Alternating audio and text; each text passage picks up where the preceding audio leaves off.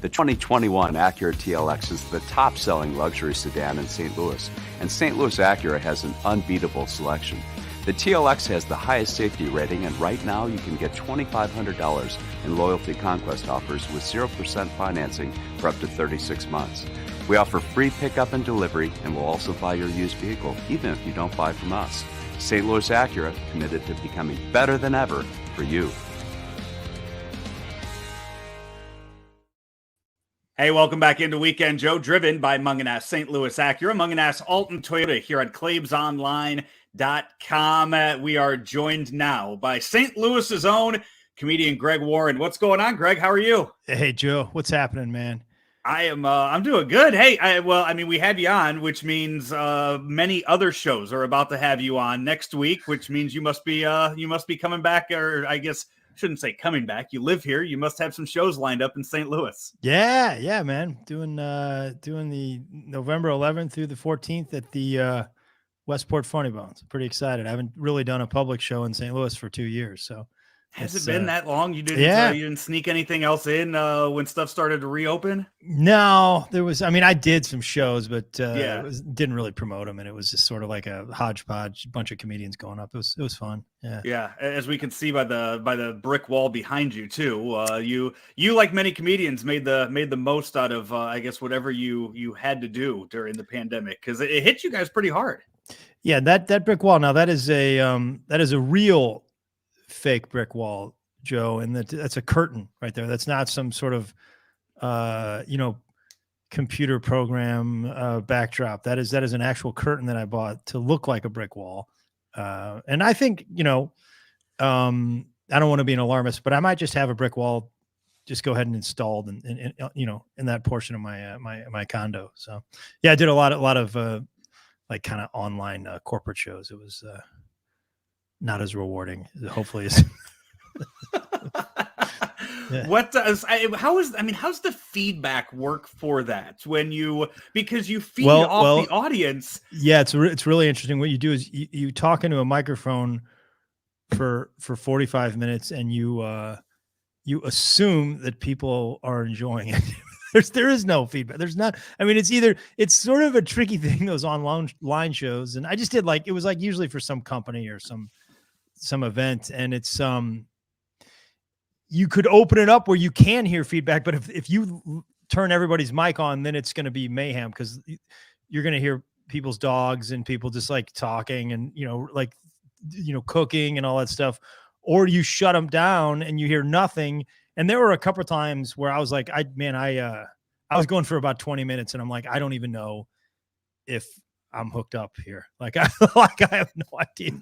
Yeah. So I just sort of learned to trust that it was going well. And, usually at the end they'd be like, yeah, that was great. So, it has to feel like you're rambling at a certain point too, when you're not getting that. You just have to really question yourself, even though it's stuff that works, right?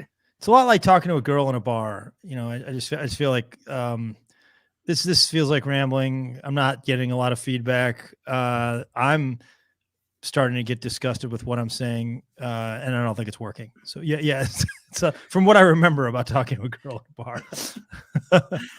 But you did get. I know. I saw the feedback you were getting online. It was like, I don't know when was Where the Cornfield Grows. When did that get released? Was that was in the middle of the pandemic. Yeah, it was like July of 2020. We released that special on Amazon Prime, and it turned out to be kind of a good thing, because it was a lot of it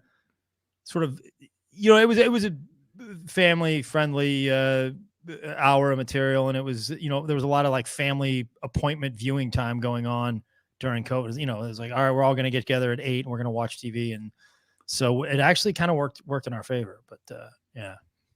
And from that was at a time when people were craving any live entertainment to do. So that was a big deal back then.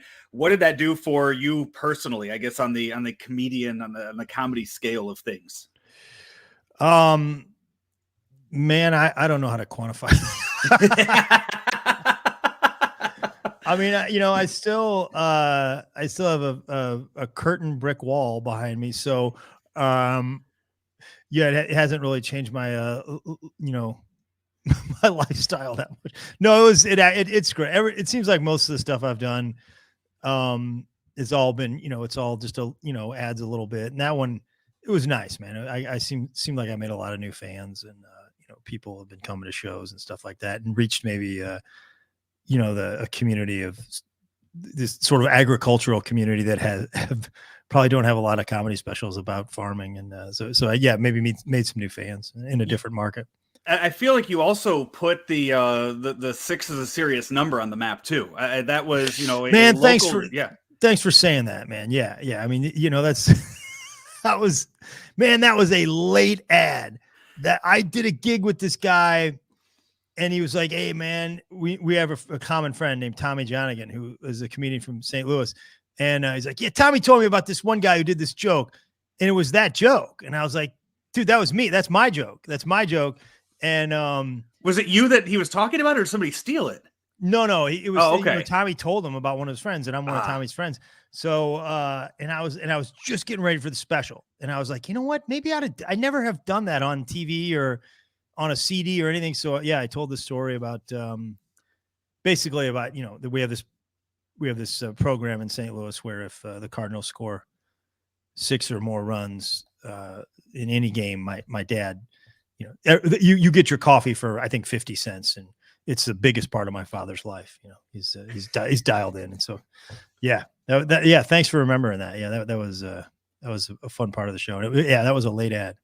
That's I mean I would imagine has that gone out as you start touring again? Is that something that is stuck with people in other parts of the country? It's weird, not as much. I never know what's going to stick. It's varied, but there's always like one or two bits during the special that for this one, I think sort of the beans and the corn, talking about the field corn and sweet corn and that kind of thing was the thing that was the stickiest. But everybody has I don't remember some of it now, to be honest with you, because I kind of have been trying to write a new hour, and I remember I could do probably 50% of the material right now easily.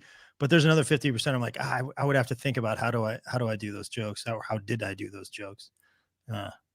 So, okay, that brings, I was going to bring this up with you. So and I see you're wearing the Bob and Tom hat, another comedian friend of mine. Yeah, he's great, man. Yeah. So I had him on a few weeks ago. We were talking football. He does the quick snaps, the football jokes. And afterwards, so when you are interviewing as a comedian, when you're doing that, you're going to be in the studio for a lot of different shows next week and doing your thing as you usually do. How do comedians like those interviews to go? Do you like to be set up to give your jokes? I mean, you don't want to give away stuff that you're going to be doing on the show. As a comedian, what is that perfect interview that you guys want to do? I mean, I think for everybody it's different. I like doing a little material. I don't mind doing a little. It's nice if with most people, most professionals, you can just sort of flow into it. It doesn't have to sound hokey. But I think, if I was a celebrity, if I was like a giant celebrity, everybody would want to know about these interesting quirks in my life. But nobody, usually if they have you on the radio show and you're a comedian, it's like, just, be funny. So I like doing the funnest is when it's a blend of a little bit of material and then some stuff that just organically comes up between people that know each other. You've definitely built that here. So it's man. Next week's got to be easy for you. Yeah, it's great, man. I mean, I actually kind of love doing radio. There's a lot of comics that hate it, but I love doing it. So yeah, I mean, I've already done a couple this week, and I'm getting ready to do a bunch more. And it's just, these days it's like just sort of hanging out with old friends. That's kind of cool. Yeah, I was doing. I did a Frank Cusimano show earlier, and Frank was, he's a sports guy, and he was trying to give me, the business about wrestling singlets. He was like, so yeah, well, tell me about the singlet. It seems a little guy on. I'm like, Frank, you played basketball at DeSmet in like 1978. The short shorts and the gym socks and the basketball uniform was not all that different from a wrestling singlet at that point, right? It was no more flattering than a wrestling singlet. Hold on. So you and I, we're doing this right now for people Yeah. that are listening to this over the on the podcast. We also are doing this on video, and I'm trying to bring up this picture right now because I wasn't expecting you to bring that up. But Yeah. there are video. I mean, there are pictures out there of Frank playing basketball back in the day. I didn't know that, man. You haven't seen? You haven't seen the basketball one of him? No, I mean, I just know what basketball players looked like in the 1970s, man. And I'm thinking, no, Frank had to be playing at DeSmet in the 70s, probably late 70s, with Stepanovic, right? Because Stepanovic was at Mizzou in the early 80s, right? I'm not sure the Yeah. years of that. Yeah. That's not one I would know. I'm trying to find this. I'm trying to download this picture quickly and put it up here on the screen for us to look at and critique right here on the on the YouTube version of this or the Twitter version of this. Outstanding. And I'm bringing it up right now. Here it's as it's uploading, and we're gonna put it up here on the middle of the screen. But there's Frank back in his UMSL days. He looks good, man. He looks good. He's got a little bit of a Stallone haircut there too, man. I imagine that's what he walked into the barber and asked for back in the day. Yeah. You're right. Rocky was probably best picture. I don't know what 77 or something like that. Yeah. Frank looks good, man. I mean, that shirt is as tight as what a wrestling singlet would have been. Exactly. How different from a wrestling singlet is that actually? You know. He's gonna come at me about that. Yeah. And then it was good. I love doing these radio shows, man. I actually enjoy it. I wish I would have, you know what? I would have texted Chris Gardner, and had him send me more Frank pictures man. if I would have known this was the direction that this because I feel like he just has a file of them somewhere on his computer. Yeah. Because every few months he gets blocked by Frank on Twitter. And I think he spends those few months when he's in the doghouse just waiting, just compiling more stuff, because then he gets unblocked and it lasts about 2 hours. There's like a particularly, I think, kind of dorky one of me wrestling it for Mizzou out there on the internet, I think, where like, I don't think I realized, like, maybe it's why I'm in entertainment, because, I was wrestling, and it was the Big 8 back then. It was very competitive. I was a college wrestler. You're supposed to take like intimidating pictures, and I was always like, I would, all my pictures of me wrestling, like in where like the team pictures or whatever, the photos they take are like, I look like I'm a game show host or something like that, rather than I'm trying to hurt somebody.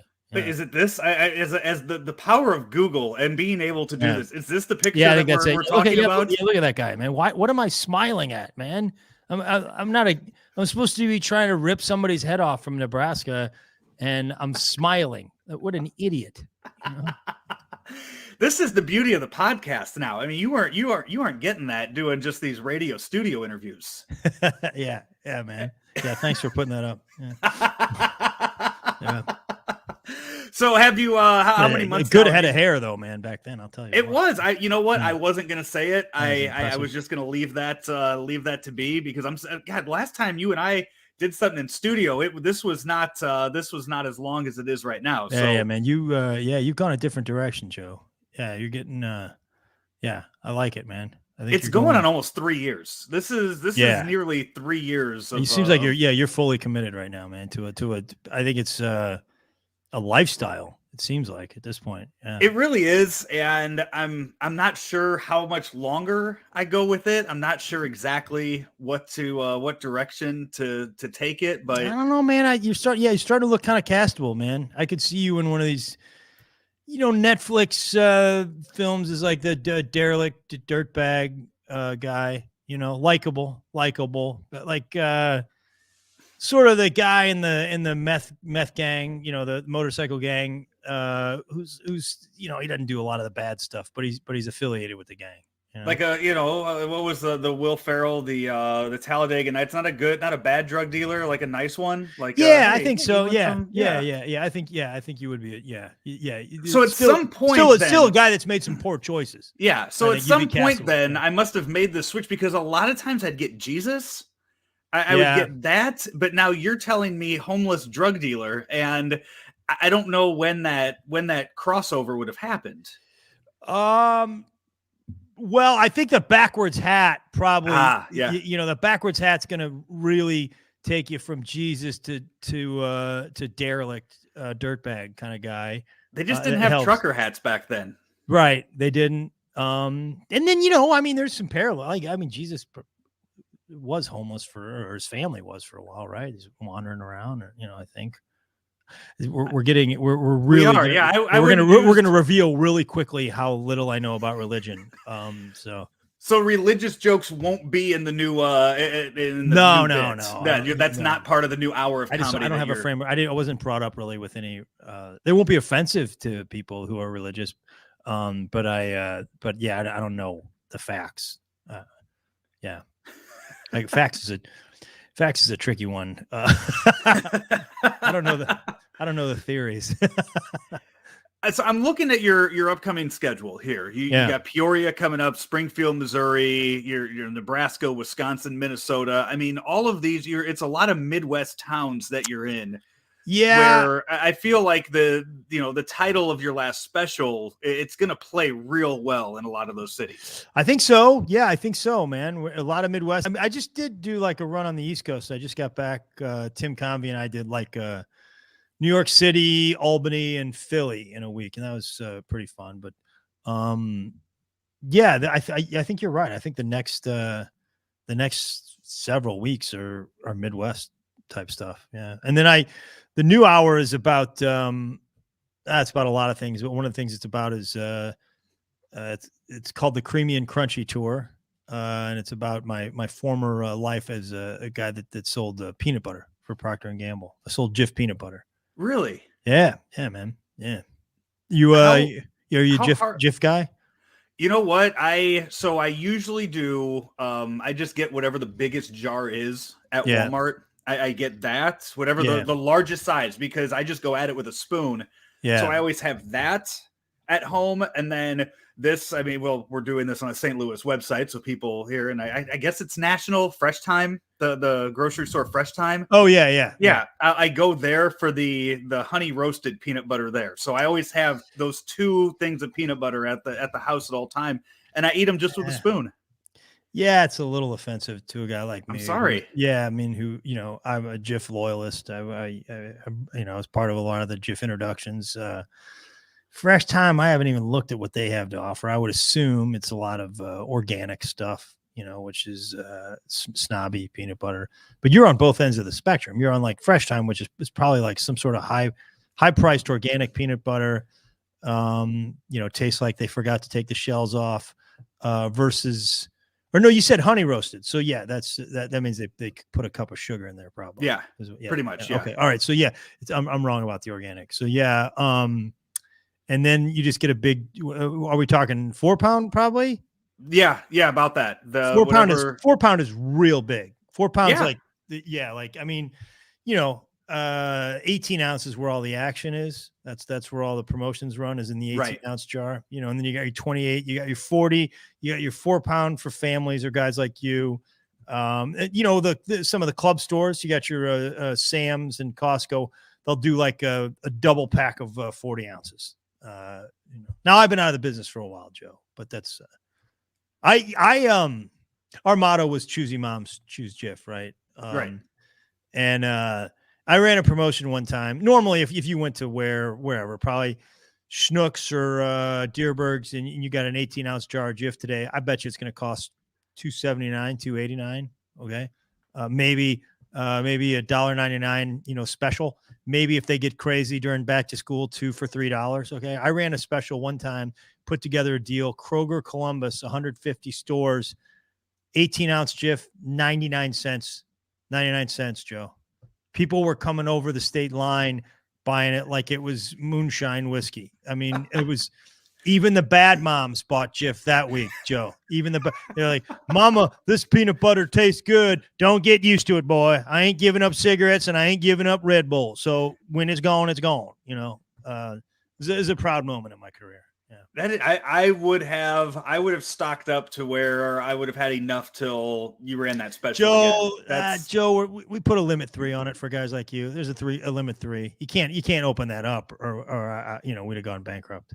I can't open it up, man. It's a limit. I can go back multiple times. I mean, I'll wear. Yeah, you could. You're the kind of guy probably. Yeah, you'd probably shave the mustache for one trip, and then put the hat forward for another trip. Exactly. Yeah. Then you got the hair up, hair down. Yeah, hair up, the sunglasses. Maybe even with the seeing eye dog for another one. Yeah, you're right. Yeah, if the Bobby Valentine mustache. Yeah, you're right, man. If you want to put that kind of effort in, I think you probably could come away with a lot more than 3. It's cheating, but we're trying to do something nice for the community, Joe, and you have to ruin it for everybody. You know what? It really, I mean, peanut butter is kind of a separate food group for me. It really, oh yeah. I mean, it really is. Like but and so we have at our house, like I share with the family for that. I go up to my sister's, and she has 2 jars of peanut butter in her cabinet at all time. One of them is reserved for her dog. Really? Yes. Okay. Which I've since they didn't always do it. They just had one that they knew was Trooper, their dog's peanut butter. Right. And now they have to like draw logos and everything on it because I guess people just wouldn't look, and people like me would come up there. I guess they let the dog just eat right out of the jar. They just opened up the jar, they put it down, and they let the dog lick right out of it. What kind of peanut butter we giving the dog? And with the exact same that they are giving the kids, that she's giving the kids. It is like 2 jars of Jif. One is labeled for the dog. The other one is for her children. Wow. Okay. Knowing her, she would probably get Jif for the dog and get generic brand for her kids, though. Yeah. Or Skippy, which is garbage. But yeah, I've run into that a few times. That's impressive, man. Yeah. I don't get why she can't just put a spoon in there and do it. It just feels like letting the dog eat right out of the jar seems a little gross, but I mean, if you keep them separate, if you keep them separate, but knowing kids and people that come in and out of the pantry and, eating late night sandwiches, somebody's eating some dog peanut butter in that family, I would bet. Absolutely. Yeah. So that's, so how much peanut butter related material do you have for this?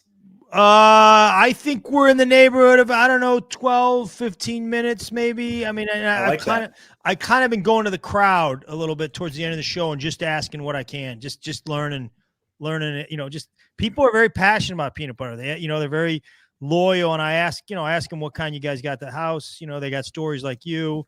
It's everybody wants to talk peanut butter. How is when you go to the crowd? Because I'll listen to the comedy stations on Sirius XM. Yeah, and it's always amazing. I mean, they obviously just play the best of guys' material. Yeah, but how quick they are with that, because that's not something you can set up ahead of time, is it? No, definitely not. No. And that's really hokey. I mean, I don't believe a lot of crowd work should be on an album or a special. And I didn't used to believe in doing it anyway. People love it. Fans love it. The crowds love it in a live performance. I think it sounds not quite as good taped, Yeah. The problem is it's a little more of a skill than an art for 90% of the people. There's guys that are specialists, like Jimmy Pardo, Ian Bagg. They're like crowd work specialists that do some pretty interesting stuff, really cool original stuff. But most of it is, it's every comedian that's been working for a while can do it. It seems a lot harder than it is. But I have learned, Mike Birbiglia is a guy that I started doing comedy with a long time ago. He's gone on to do real well. And he's a guy that sort of convinced me that, like, no, a live show, there should at least 5-10% of it should be spontaneous, or, it should be improv. So the easiest way to do that is if something comes up, you just roll with it. That's the best way. But now I've been actually going the next step and just starting asking people, just going around the room, what kind of peanut butter you guys like? You get some. I mean, it can be confrontational. Like I said, I'm a Jif loyalist. Guy was telling me, he had Skippy at the house, and I was like, hey, I get it, man. The times are tough. Not every, people, you might have lost a job or something during. And he's like, no, man. No, I like Skippy better than Jiff. I'm like, okay. I mean, I see what's going on here. Obviously, sir, you have COVID. Like your taste buds are off, and it's a sad thing. But you shouldn't be at the show. You really shouldn't be at the show if you still can't taste. You shouldn't be at the show. Yeah, I had it. You got to wait 10 days before you get back into the circulation. So. That's it's I guess you're not gonna incite any kind of riots like a political we haven't had a riot yet but yeah, we haven't had a riot yet, but people are passionate. Let's just say that. It's interesting. I got to go in a second, Joe, because I told you I got a plumber. Oh, I know. Yeah, I got a plumber showing up. I got two clogs. Sink is clogged, and the upstairs bathroom's clogged up pretty good. I wish he would walk in now, because I would like to bring him over and put him next to you and be like, which one is the stereotypical plumber and which one is a stereotypical media personality? I don't know, man. Because right now, with the hat backwards and the hair long like this, it is a little bit more of a plumber look, I think. It was fine when I was just doing radio and just doing podcasts, but we have started to do more video like we are now. And Claibs has started to question when I'm going to cut my hair. But he's been questioning it for a while. Yeah. Like I think it was like in May. You remember John Gant that was on the Cardinals? Sure, man. He had long hair. He was longer than you. And then he cut it up. He cut it up. And so the day he shaved it, he showed up to the ballpark with it all shaved off. Claibs just gives me a call. He's like, hey, wanted to let you know John Gant shaved his head. And I was like, oh, okay. Message received. He's like, just letting you know. And I was like, okay. I mean, Claibs, tell Claibs Gant got traded about 3 weeks later too, man. Right, exactly. Did he get DFA'd or did he get traded? No, he got traded, didn't he? Traded for Hap. Yeah, they just switched dugouts one day. They just that was when the Twins were in town. I want to try something. I think the plumber might be here. I want to see which guy looks more like a plumber, you or the guy. Okay? Awesome. We will we'll do that. And while he walks away, I'll let you know GregWarrenComedy.com is the website that you can go to and see all of the shows that he has. Funny Bone in St. Louis is where Greg will be from November 11th through November 14th. So you can go there and find where to get tickets for this event. So here we go. Clean cut. What's your name? Jason. Jason, you're with what company? Gateway Sewer and Drain. Gateway Sewer and Drain. If you put Jason next to Joe Roderick, which guy looks like the stereotypical plumber and which guy looks like the media host? He looks like he ought to be hosting a show. Okay. Yeah, it's more clean cut. He looks a lot neater than I do right now. Yeah, man. He does. Like I think I hate that. And Joe, you're great at what you do.